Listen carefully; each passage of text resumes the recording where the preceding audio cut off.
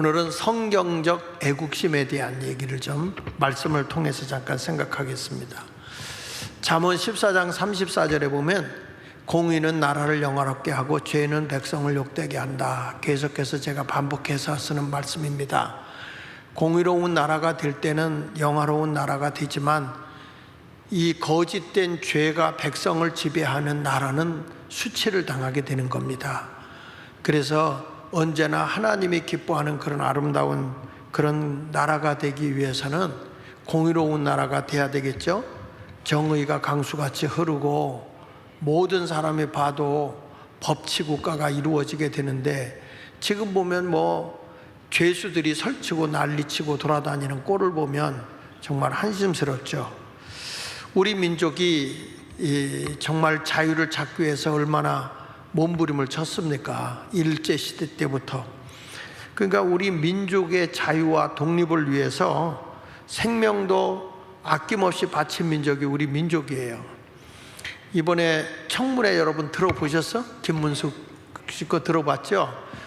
진짜 그분 하나 제대로 이게 보수다, 이게 보수다라고 하는 것을 확실하게 보여준 거예요. 4.3 사건도 그분이 확실하게 얘기하잖아요. 이거는 남로당의 공산주의를 위한 폭동이었다. 이거는 그것 때문에 양민이 학살당한 일도 있지만 이건 폭동이었다. 이렇게 확실하게 자기 주장 얘기하고, 아니 나라 없는 우리를 건국일을 1919년이라고 우기는 인간들 앞에 그러면 그때 우리 일본 사람이었냐? 그러면 나라 없는데 일본 사람이지, 강제로 다 일본 사람이지 아니냐? 이런 말 해가지고 계속 지놈들이 꿀리니까 정해버리고 안 했어요. 그 뒤에 원래 3.15기로 한 거 지들이 하루만 하겠다고 그러긴 했어요. 왜? 말빨이 안 서니까. 아까도 얘기했지만 루즈벨트가 한 얘기 가운데 그가 뭐라고 얘기했냐면, 우파는 거짓말에 화를 내고 좌파는 진실에 화를 낸다. 그 굉장히 일리 있는 얘기 아닙니까? 그런 단어를 찾아내는 목사가 훌륭한 거예요. 그러니까 이게 얼마나 귀한 일이냐 이거예요. 그래서 이 성경의 이 애국심에 대해서 보면 성경은 다 영적인 지도자들은 다 애국자예요. 애국자. 진짜 오늘 성경을 읽어보면 모세를 하나님이 세우는데 애굽에서부터 이스라엘 민족을 이끌어내라고 하는 하나님이 그에게 부여한 사명이에요. 이거는 누구만 하나님이 부여해 주는 거냐? 민족을 위해서 일할 수 있도록 사명을 부여해 주는 하나님은 애국자에게 사명을 주는 거예요. 백성을 사랑하고 나라를 사랑하는 마음이 없으면 그 사명을 주면 그거 하겠습니까? 그러니까 이 모세라는 사람은 자기 동족이 애국 군대한테 학대를 당하는 걸 보고 어떻게 했죠? 때려 죽였어요. 모세라는 사람은. 그래서 그가 자기가 해를 입을까 봐 광야로 뛰쳐나갔을 때 그 하나님이 거기서 연단의 과정을 시키고 나서 다시 모세를 불러낸 겁니다. 그만큼 민족을 사랑하는 마음이 있었기 때문에 우리 하나님이 모세를 쓴 거예요. 다시 말합니다. 여러분, 하나님이 나라를 위해서 쓰려고 하면 애국하는 마음이 있을 때 쓰는 거예요. 여러분들이 이렇게 애국하는 마음 가지고 막 이렇게 하면은 나 때는 안 돼도 자식 때 가서라도 하나님이 쓰실 거예요. 이 애국자들이 많이 나와야 되는 거지. 지금 세상이 다 그러니까 우리도 그렇다 이렇게 생각하면 안 돼요. 모세는 애굽에서 40년 그 궁궐 생활 40년 했지만 자기 민족을 위해서 광야에서 40년 동안 연단을 받은 거예요. 그리고 민족을 이끌고 적과 꿀이 흐르는 가나안 땅으로 가는 그 길이 40년 동안 모세가 편안했습니까? 백성들한테 원망, 불평, 때로는 모세를 때려 죽이려고도 하고, 모세는 시내산에 올라가서 금식하며 기도하고, 이런 연단의 과정을 계속 겪지만, 그러나 하나님은 모세를 이 민족을 이끌고 가라고 한 그 본질은 마음에 애국심이 있었기 때문이라는 거예요. 자, 그렇게 민족을 이끌고 가던 모세가 세상을 떴어요. 그러면 하나님이 후계자를 세워야 될 거 아니에요. 후계자를 세우는데 하나님 누굴 세웠느냐? 모세와 똑같은 민족을 사랑하는 마음을 가진 그의 후계자 여호수아를 세우는 거예요. 여호수아. 하나님께서 보실까요? 여호수아 1장 2절로 3절까지 보니까 내 종 모세가 죽었으니 이제 너는 이 모든 백성과 더불어 일어나 이 요단을 건너 내가 그들 곧 이스라엘 자손에게 주는 그 땅으로 가라. 내가 모세에게 말한 바와 같이 너희 발바닥으로 밟는 것은 모두 내가 너희에게 주었노니, 이렇게 말해요. 하나님이 왜 여호수아를 제2의 지도자로 쓰셨느냐 하는 거잖아요. 그 이유는 모세가 민족을 이끌고 가는 동안에는 여호수아도요, 하여튼 모세와 똑같아. 모세가 시내산에 40일 동안 금식 기도하고 있을 때 그 밑에서 40일을 같이 있었던 사람이 여호수아 하나예요. 여호수아 하나. 그리고 모세가 거기서 내려와 가지고 그 성막에 들어갔거든요. 성막에 들어가서 하나님 앞에 제사를 드리고 예배를 드리고 내려갔어요. 그런데 여호수아는 그 자리를 지켰어요. 그만큼 여호수아는 하여튼 모세와 늘 함께하고 모세의 가르침대로 살았고, 아멜렉과 싸울 때도 모세는 안 갔잖아요. 산 뒷산으로 가서 두 손 들고 기도했고, 여호수아는 아멜렉과 싸울 때 장군으로서 나가 싸우라. 그러니까 여호수아는 나갔어요. 뭘 위해서? 내 민족을 구원하기 위해서 싸우러 갔단 말이야. 생명 걸고.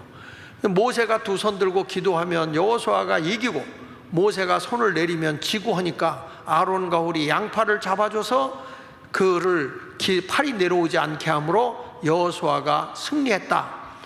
그러니까 이 여호수아는요, 정말 끝까지 모세보다도 더 민족을 사랑하는 마음이 있었어요.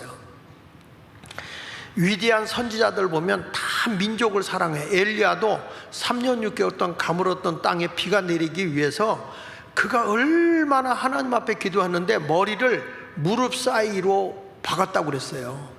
머리가 무릎 사이로 들어갈 정도로. 여러분, 배 나온 사람은 무릎 사이에 안 들어가. 얼마나 기도를 간절하게 했으면 머리가 무릎과 무릎 사이로 들어갔겠냐고요. 그 정도로 애절하게 나라를 구원하기 위해서 기도하니까 가문 땅에 비가 오는 거고, 엘리사는 그 모든 것이 다 황폐화된 데를 엘리사는 거기를 아주 기름진 땅으로 바꿔주면서 하여튼 모든 것이 민족을 위해서. 여호수아가 엘리야보다도 갑절의 능력을 달라고 한 게 뭡니까? 엘리야가 민족을 구원하지 못했다는 거야. 그러니 엘리야의 능력 갖고는 내가 못하니 당신이 가진 능력에 갑절을 받아서 내 민족을 구원하겠다는 거예요. 그러니까 여러분, 우리가 성령의 능력을 받는 것도 내 이름 내려고 하는 게 아니라 크게는 하나님의 영광을 위해서, 두 번째는 내가 사는 내 민족, 내 백성, 내 국가를 위해서 이러려고 애를 써야 된다고요. 이사야도 그렇고 예레미야는 나라가 어려울 때 눈물로 하나님 앞에 매달린 사람 아닙니까? 그러니까 하나같이 모든 선지자들이 애국자예요, 애국자. 하나님은 그런 사람을 쓰는 거예요. 이 사람들은요, 국가가 번영하고 민족이 평안하게 살면 늘 기쁨의 찬양을 했어요. 그런데 민족이 다른 나라의 침입을 받아서 치욕을 당하고 그 고통이 올 때 되면 이 선지자들은 그저 탄식과 눈물이었어요. 여기 보시면 예레미야 9장 1절에 보면요, 눈물의 선지자라고 불려지는 예레미야가 하잖아요. 어찌하면 내 머리는 물이 되고 내 눈은 눈물의 근원이 됐고 죽임을 당한 나 딸 내 백성을 위하여 주야로 울리로다. 여기 보십시오. 나라를 빼앗기고 백성이 적에게 끌려가서 막 고통을 당하고 죽어가는 그 모습을 보면서 지금 예레미야가 하는 얘기가 내 머리는 물이 됐다. 내 의지가 없다는 거예요. 내 눈은 눈물의 근원이 되고 죽음을 당한 딸 내 백성을 위하여 자기는 밤낮으로 울었다. 밤낮으로 울리로다. 이게 보면 정말 훌륭한 선지자들은 민족과 나라를 이렇게 사랑했다는 거예요. 하나님을 믿는 우리가 민족과 나라를 위해서 사랑하는 마음이 없어서 되겠습니까? 교회 와서 예배 드리고 뭐 해도요, 이 오후에 이 예배가 진짜 예배야. 민족을 사랑하고 나라를 위해서 하는 거. 내가 후임자 데려다 놔도 오후 이 예배는 내 끝까지 할 거야. 왜? 나라가 정상이 돼서 남북이 통일되려고 하면 이런 기도의 용사가 없어서는 안 되거든요. 여러분, 우리 잘 아는 에스더는 어떻습니까? 에스더. 에스더도 자기 민족을 위해서 죽으면 죽으리라는 일사각오를 가진 거예요. 여기 보니까 에스더가 지금 궁궐에 왕비로 들어갔잖아요. 그 자기 왕비로 들어갔는데 그때의 외삼촌인 모르드게가, 야, 지금 하만이라는 자가 모함을 해서 내 백성을 다 죽이려고 그래. 우리 민족을 다 몰살시키려고 지금 다 계획을 짰어. 근데 내가 이 궁궐의 왕비가 된 건 너 하나 잘 먹고 잘 입고 영광을 얻기 위해서 이 자리에 들어간 게 아니고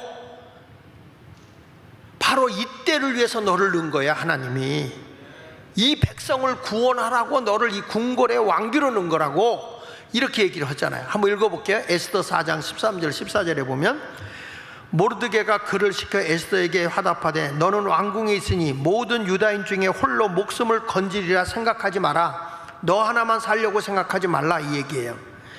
이때 내가 만일 잠잠하여 말이 없으면 유다인은 다른 데로 말미암아 노인과 구원을 얻으려니와 네가 안 해도 하나님은 누군가를 통해서 일할 것이다, 그 얘기예요. 그러면서 너와 내 아버지의 집은 멸망할 거야. 보세요. 나라와 민족을 위해서 하지 않으면 너와 너 집은 다 망하는 거야. 너희가 안 하잖아? 하나님은 누군가를 통해서 일하셔. 근데 지금 바로 너를 통해서 하나님이 일하기를 원하는 거란 말이야. 이렇게 얘기하는 거예요. 그럼 보십시오. 내가 왕위의 자리를 얻은 것이, 같이 읽어볼까요? 이때를 위함이 아닌지 누가 알겠느냐. 참, 이 외삼촌 모르드게가 훌륭해요. 너가 이렇게 좋은 자리에 올라간 건 너 하나 잘 먹고 잘 입고 잘 살려고 온 거 아니야. 민족의 위기 앞에 이런 때를 위해서 하나님이 널 그거다 집어넣은 거야. 만약에 내가 이때에 안 움직이잖아, 하나님이 너 버려. 그리고 누군가를 택해서 쓰신다고. 그리고 그 일을 하는 거예요. 할렐루야. 저도 어느 때는요, 솔직한 얘기로 내가 목회에 여러 가지 해야 할 일도 많아. 그러니까 좀 안 하고 싶을 때도 있어요. 새로운 길을 걸어가고 싶을 때가 있어.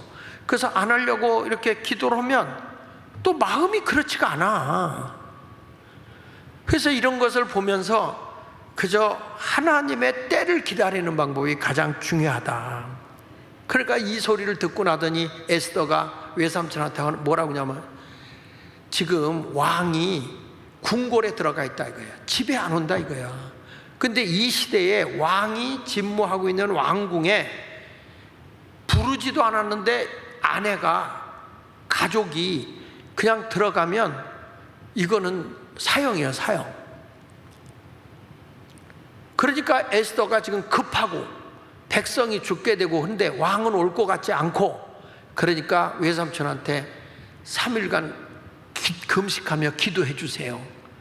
나도 금식하며 기도하고 난 뒤에 왕을 찾아뵙겠습니다. 이건 뭐냐? 내가 이제는 왕이 부르지 않았는데 갔다 그러면 죽어도 내가 민족을 위해서 죽어야 되겠다. 그래서 일사각오를 한 거예요. 죽으면 죽으리라, 죽이면 죽으리라. 자, 보십시오. 에스더 5장 2절로 3절에 이렇게 하고 일사각오라고 딱 들어갔거든.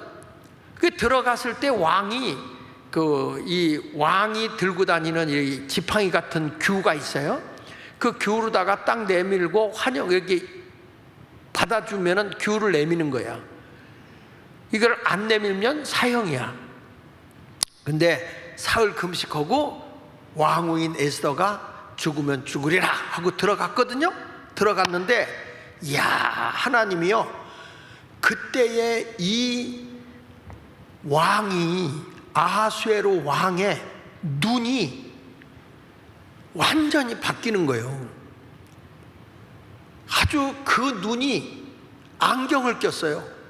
파란 안경을 끼면 파랗게 보이고 빨간 안경 끼면 빨갛게 보이듯이 하나님이 그냥 그의 눈에다가 딱 안경을 씌워놨는데 그날따라 에스더의 얼굴에서 빛이 나고 예쁘네 그렇게 예쁠 수가 없어.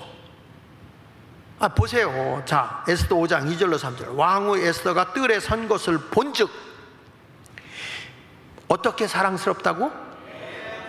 쬐끔 매우 사랑스러워. 여러분, 남편이 아내를 볼 때 매우 사랑스러울 때가 있었어? 오동석 장로님? 그냥 보편적으로 이렇게 하지.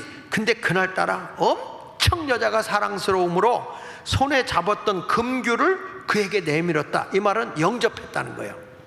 아내를 받아준 거예요. 그러면서 에스더가 가까이 가서 그 금규 끝을 만진지라 왕이 이르되 왕후 에스더여, 감동을 먹은 거야. 너무 그날따라 이쁘니까 그냥 눈에 뭐가 씌웠어.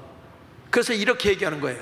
그대의 소원이 무엇이며 요구가 무엇이냐? 나라의 절반이라도 그대에게 주겠노라. 여러분, 이 남자가 미쳤다니까. 지금 이 아수에로 왕이요, 에스더가 사흘 금식하고 그리고 기도하는데 그 얼굴이 은혜의 얼굴로 화장한 게 아니요, 은혜의 화장이 된 거야. 그날따라 너무 사랑스럽고 하나님이 그 눈에다 콩깍지를 씌워버린 거야. 아주 그냥 그게 싹 씌워버리니까 에스더가 너무 이쁜데 그대의 소원이 무엇이냐? 요구하는 게 도대체 무엇이냐? 나의 절반이라도, 내 나라의 절반이라도 너에게 다 줄게. 야, 여러분, 나라를 위해서 일사각오를 하고 가니까 하나님이 그 마음을 움직여 주는 거예요. 이것이 성경이에요. 느헤미야도 나라를 사랑하는 마음을 가지니까 왕의 마음이 움직여서 느헤미야를 도와주지 않습니까? 여러분들도 이런 마음만 가지면 됩니다.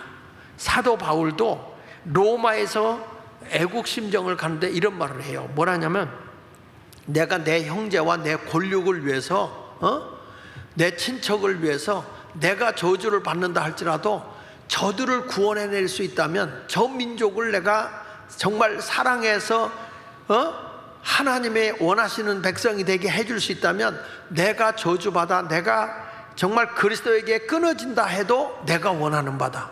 얼마나 자기 동족을 사랑하는 마음이에요. 하나님은 이런 사람을 쓰더라고요. 그래서 여기 보니까, 자, 로마서 9장 3절에 나의 형제 곧 권력의 친척을 위하여 내 자신이 저주를 받아 그리스도에게 끊어질지라도 원하는 바로다. 나는 이 자리에 오신 여러분들이 이런 마음을 가졌으면 좋겠어.